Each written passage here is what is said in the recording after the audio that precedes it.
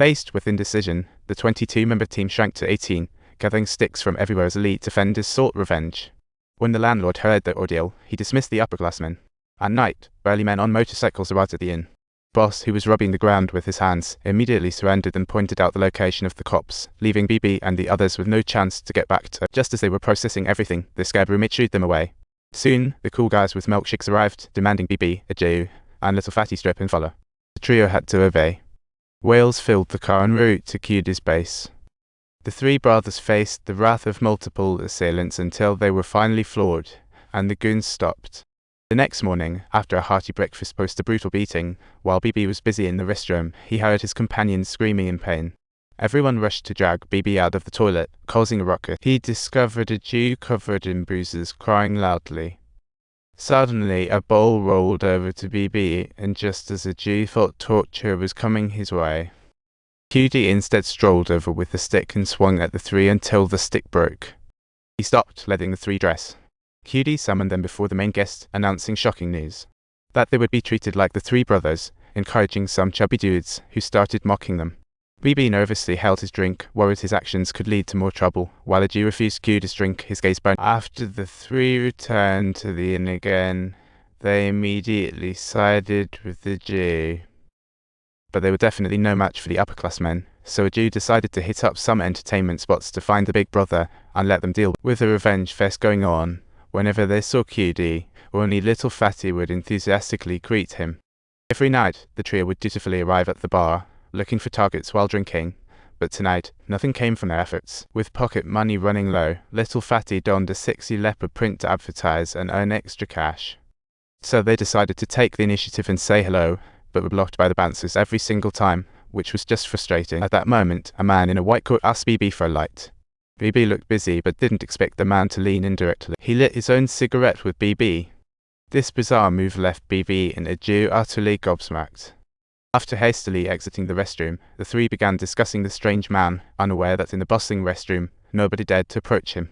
After regrouping, the three brothers spotted an empty table and quickly sat down, only to be scolded by the waiter and kicked out. While they were drinking at the side, they suddenly noticed the strange man approaching their table, thinking he would surely get kicked out. To their embarrassment, the man had reserved the table and, amusingly, waved them away casually. The three brothers began to realize that this man, adorned with jewels, was the real big shot. To meet him, a Jew had BB chat him up secretly while asking for a light. BB mustered courage, but the man didn't look back. BB stared at the ground's lighter, unsure how to save face, when unexpectedly the man spoke first. He recognized BB and warmly invited him and his two brothers to share a table. When the man tried to toast with the three brothers, he realized the three were short on cash. The man slammed the table, and the nearby partygoers jumped up in alarm. Regular patrons were scared into a retreat. The man stopped his guys from getting closer, and the crowd began to bicker loudly. In the days that followed, the bartender always greeted the three brothers and invited them to sit and drink. His henchmen would start teaching them the ropes, and they quickly blended into the nightlife. The nightlife being too vibrant, BB and the Jew soon found themselves unable to keep up. They tried to catch up on sleep during the day while chatting, and by nightfall, the big guy specially arranged for his underlings. He took the three brothers to party at the bar, and after his henchmen demonstrated various weapon techniques, BB curiously asked if they carried firearms. The man immediately had his guys demonstrate, but it awkwardly turned out that no one had brought anything. It turned out the big man just arranged for his henchmen to share their stories on how they became tough guys. The man worked part-time at a relative's juice shop during school, but his college fund got swiped by his cousin. Originally planning to invest in stocks, he had to drop out instead, but then the company's stocks skyrocketed.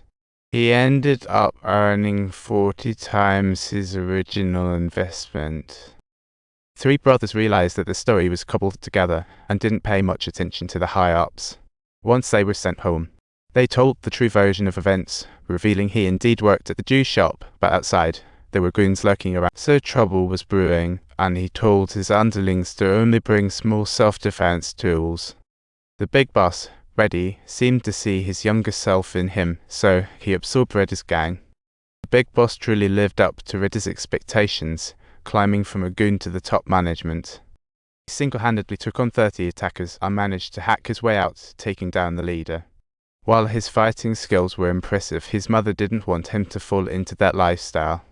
So she urged him to leave the gang, which led him to fight solo, ultimately rising to become a big shot.